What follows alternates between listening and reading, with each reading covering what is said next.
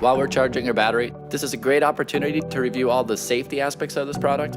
We've provided you with information in the manual and on the product, so make sure that you review it fully. The goal is to go out, be safe, have fun, and avoid serious injury or death. So let's go out, have a good time, and let's get to it. Before you ride, make sure all electrical contact points are fully connected and sealed. Exposure of electrical contacts can lead to an electrical shock. When getting into the water, always make sure your hand controller is off when carrying the board.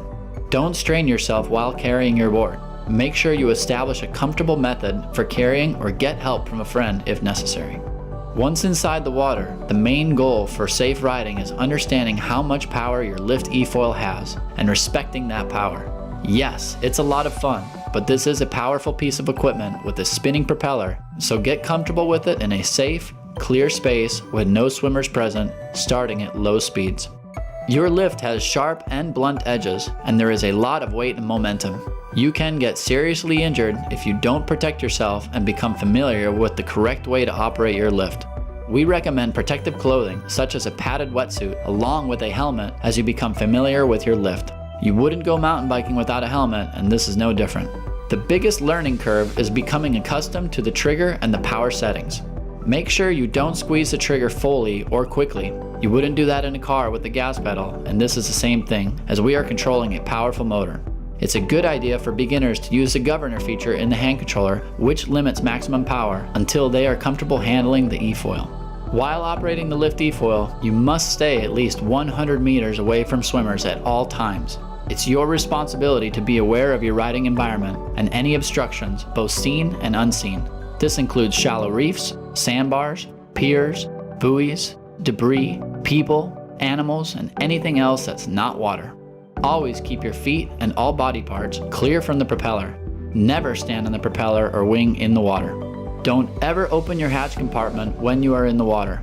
Even though the mechanics are sealed, water will get into the compartment and should never be opened while wet. Don't ever change the batteries in the water or turn the system on and off. Take it to the shore and make sure it is dry before opening the hatch to power your lift off.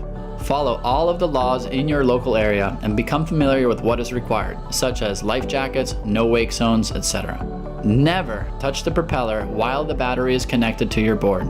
If you get something caught, like a fishing line or debris, turn off the hand controller, get back to shore, and disconnect the battery before servicing your propeller. Under no circumstances should you ever put any body part near the propeller when the battery is connected.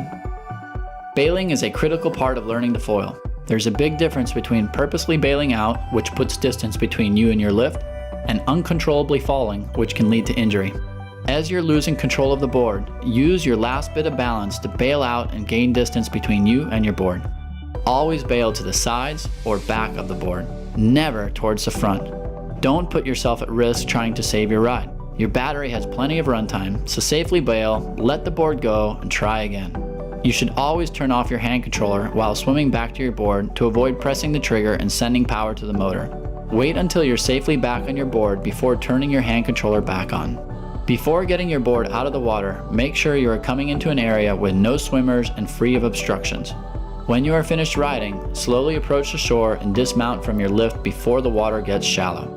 Before taking your lift out of the water, check to make sure the hand controller is powered off so there is no risk of the propeller starting while you are transporting your lift to the shore. So, make sure you're familiar with all aspects regarding safety. Your pre-water check, getting in the water, riding, bailing, getting out of the water. The goal is to have a fun and safe experience for you and everyone around you. Next, we're going to review the eFoil assembly, and we're going to get you out on the water and have some fun.